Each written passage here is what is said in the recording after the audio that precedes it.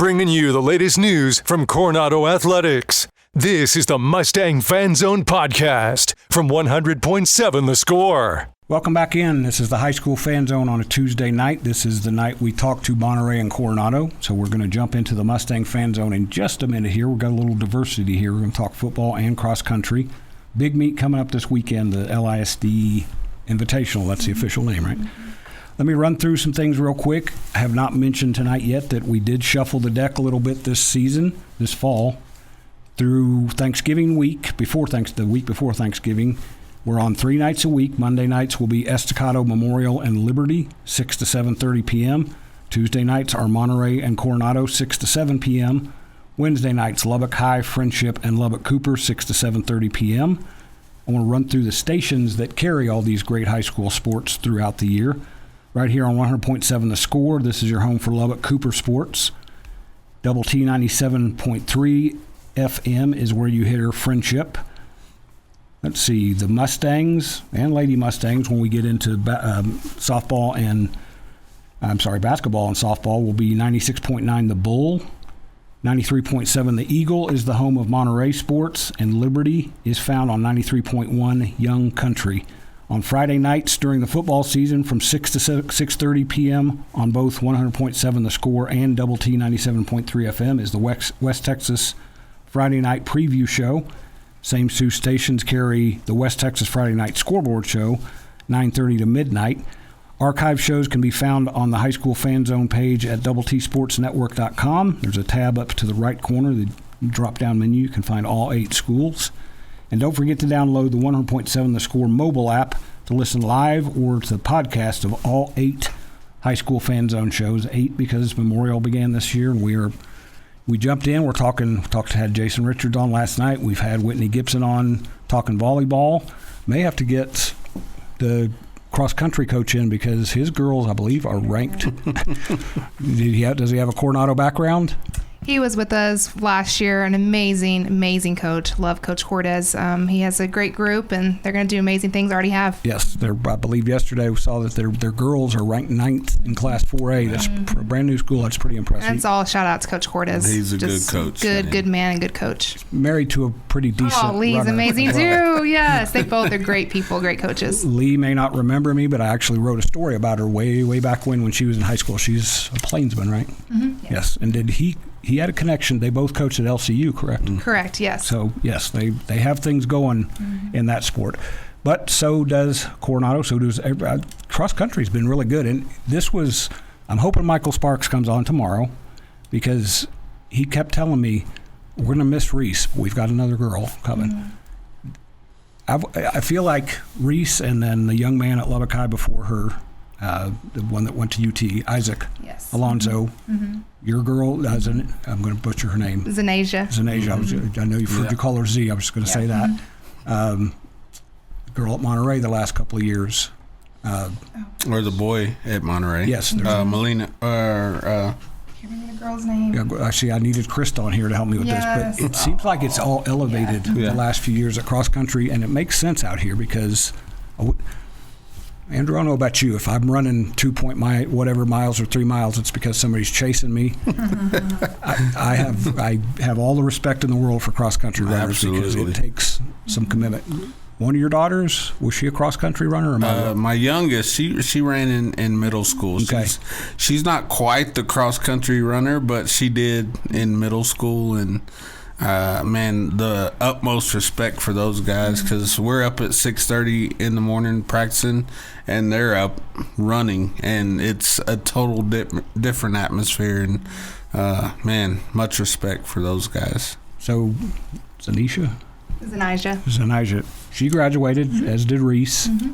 I'm going to have to think of that girl's name. I'm going to look it up because Sydney Smothers, yes. Sydney Smothers, yep. And because I believe her brother's a really good basketball player. Mm-hmm. A wave of talented runners graduated, but for you guys in particular, by the way, this is Amy Withrow, the Coronado cross country and girls track coach, or just track coach? Both. Okay. You've had girls they watch those girls that were so good for so long. How does that kind of inspire them to keep doing what they did for years. Sure. It's actually funny. We talked about this just a few days ago. I think with having Z's presence at Coronado, so many girls, they admired her and they respected her, but they also never thought they could be that good. And so their true potential didn't shine. And now that Z's graduated and doing amazing things at UIW, I've seen some of my other varsity girls kind of step up. And they're like, wow, I can do this. I think they just were always in Z's shadow and didn't think that they were capable. And so I've got a freshman as well who's stepping up. I've got sophomores right now that are doing great, some seniors.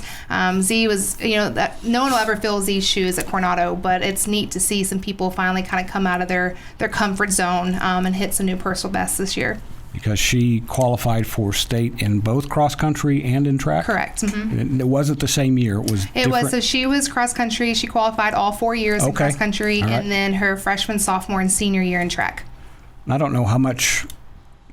There's a whole lot of juice or trash talking in cross country. I would think not.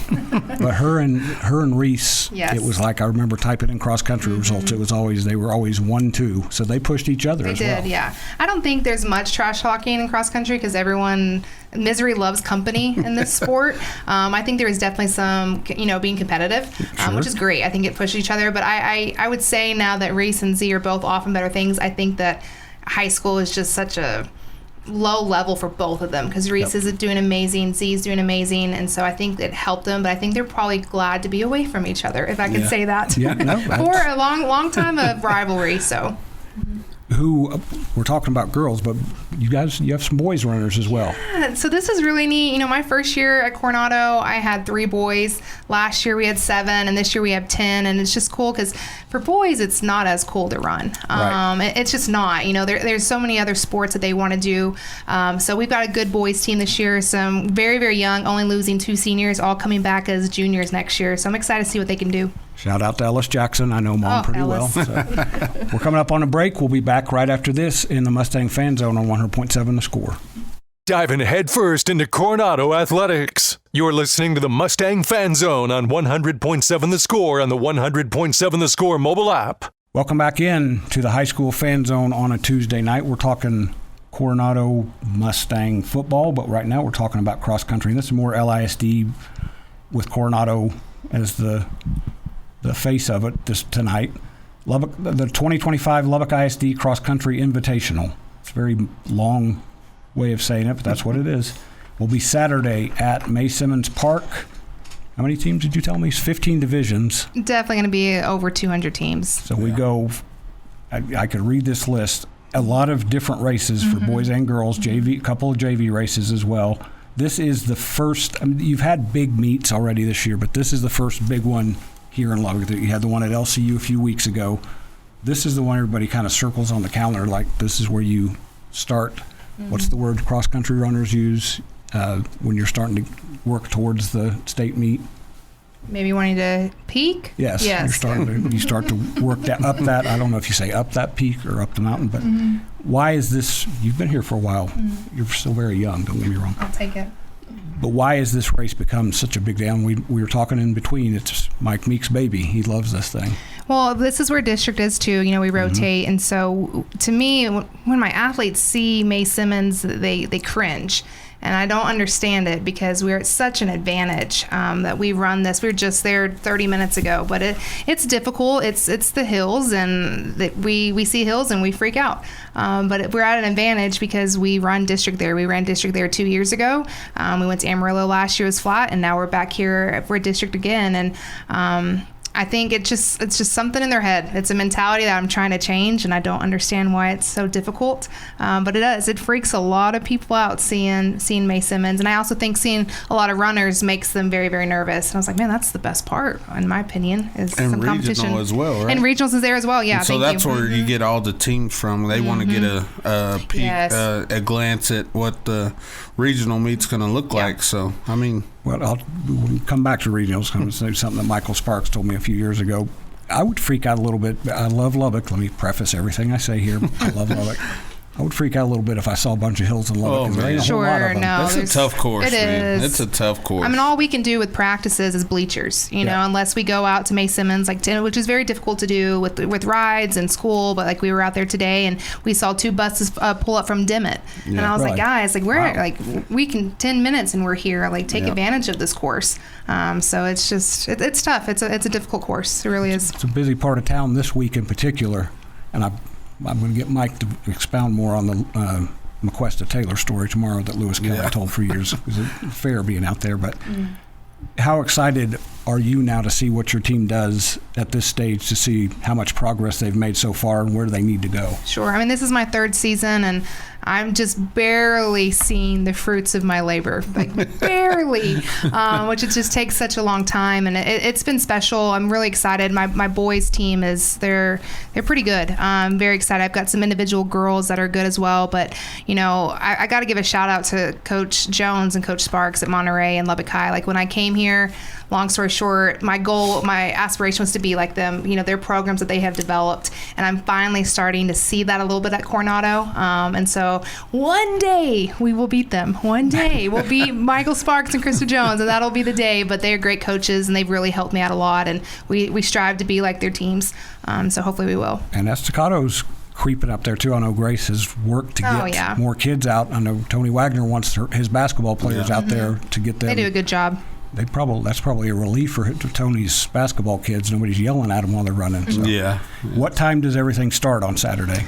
So I think the first race is going to be, if you scroll down a little bit, first race is going to 6A, which is at 9. But for us 5A, our JV runs at 12:05 and 12:30, and then we're the last race at 3 and 3:30. So praying for some nice weather. So fans of friendship, their girls and boys start today. Yes, they start it. Mm-hmm. And then the 4A will be Memorial, Liberty, and Estacado right there, right before the 5As, and then 5As get to work. You're right. We mentioned that. I'm glad we're not getting 100-degree temperatures. I'm glad for those kids. So let's transition here, Andrew. I told you we were going to zip through the result from the other night, and then we're going to talk about Tascosa. Yeah. Went back to Abilene. Didn't have any better luck on week 2. Just say you lost. We'll just leave it at that. Yeah. You had to come back this week, and last week you talked a lot about guys kind of coming in back and locking back in. How challenging was that for the 2nd week in a row? Oh, it was tough, man. You know, we say if it wasn't for bad luck, we wouldn't have any, you know, but I don't believe in luck. And, you know, we're just dealing with a bunch of adversity right now. And you know, we got a bunch of resilient guys, and we're excited for this week. For better or worse, when you make that page or turn that page and get into district, you have to start thinking a little bit different. Yeah. So, coming up on the 2nd break, we'll be back right after this in the Mustang Fan Zone on 100.7 The Score. Your inside look into Coronado sports. This is the Mustang Fan Zone on 100.7 The Score and the 100.7 The Score mobile app. Welcome back. We've got one more segment of the Coronado Mustang Fan Zone on this Tuesday night. I mentioned before the break, Andrew, like I said, for better or worse, you guys have to start thinking a little bit different now because you start district play Friday night at home, 7 p.m. at Lowry Field against Tascosa on 96.9 The Bull. You guys have had, that's become kind of a low-key, pretty decent rivalry the last few years. You've talked about it. That was where the season turned around 4 years ago. 4 years DJ's ago, first season. And to me, I said this right before we started the show, you're a defensive-minded guy.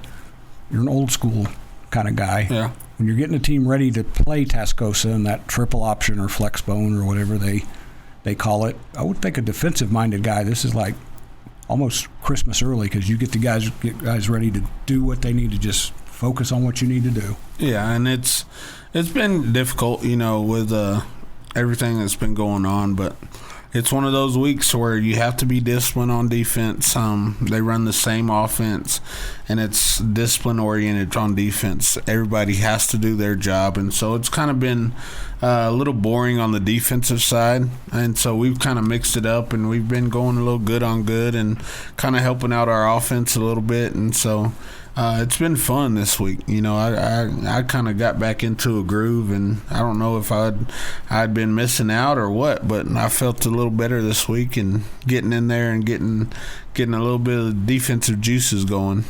You said boring. For a high school kid, now when you and I grew up, that was like, if not every week, it was every other week. You were going to see some version of that. And I remember being in defensive end, outside linebacker, you have to do one thing. That's do it. one thing well and make sure that the guy next to you is doing his one thing well. If you guys are struggling defensively, is that something that could help your guys to know that I don't have to be prepared for a lot of bells and whistles? That's it. If we can get back this week into trusting our teammates, and I know I have dive, I know I have quarterback, I know I have pitch. It's so simple, but when you go and try to implement it, it's complicated because the kids want to do other stuff and do something that their teammates supposed to be doing. Just do your job and let's go out and trust each other and have fun, man. Fly around. Looking at their offenses, it's a beautiful offense to watch when you're not coaching against them. When Coach Plunk's son was there a few years ago, that's the best I've ever seen a team run, a high school team run a triple option. Their quarterback, give folks an idea, Fulton, I can't remember his first name. He's been there for a while. He's thrown 14 passes in 4 games. Yeah. So it's not a lot of mystery. They're going to try to get you looking one direction. Not only that, they've got 5 guys that have carried the ball 20 times or more, and all 5 of them have at least 143 yards or more. So, you can't lock in on one guy. You have to lock in on a concept. No, they're going to spread it out, and you got to understand their concepts. And 14 passes, and most of them are big plays. Yes, they're gonna hit on those plays, and so that's what we have to just trust each other and trust what we've been coached to do, and make sure we stop those big plays. In the past, we have, and we've kind of held them and played them good. So see if we can do it again. 4 completions, 233 yards and 3 touchdowns. So right there's there you go. Example. They don't pass much, but they get the best out of it. And to me, talking to Jay Northcutt, they played Chip played Tascosa. Chip Darden, Lubbock Cooper played. They played him a few weeks ago. Played him good. And he made a good point. You have to also, your offensive guys have to stay patient because they're on the sideline for a while, kind of cooling their heels. They have to kind of stay engaged and be ready to go out there and not rush when they get out there. Yeah. When you get out there, you got to be ready to go and not try to rush things and keep it under cool and go be productive. I mentioned they played Lubbock Cooper. They lost to Lubbock Cooper 20-14, lost to Permian last week, which that game must have gone really quick because Permian runs a similar offense. 23-21, and they beat Paladuro 10-0, which is notable because Paladuro is really good. They beat the Sandys the other. You never know with those guys up there. So Paladuro beats Amarillo High. Yes. Amarillo, they've beaten everybody. They were like number 10 in the state. Yep. Tascosa's good, and so you don't know. Every week is something different in this district, man, and that's why we're here to play. So, I mean, anything can happen, and we're ready to go. And that's what's great about the way Texas has set it up. You can play those first 4 or 5 games and have to look for answers and struggle. You get to district play, it's a completely different thing. That's where you decide where your season's going to go. That's it. And you guys have done well with that. You got to get your guys back to the playoffs. So this is where that process begins. So starting off, we're 0-0. There we go. That wraps us up on a Tuesday night. We'll be back tomorrow night. A reminder, that is Lubbock High, Friendship, and Lubbock Cooper, 6 to 7:30 p.m. This is 100.7 The Score. I'm Randy Rosetta.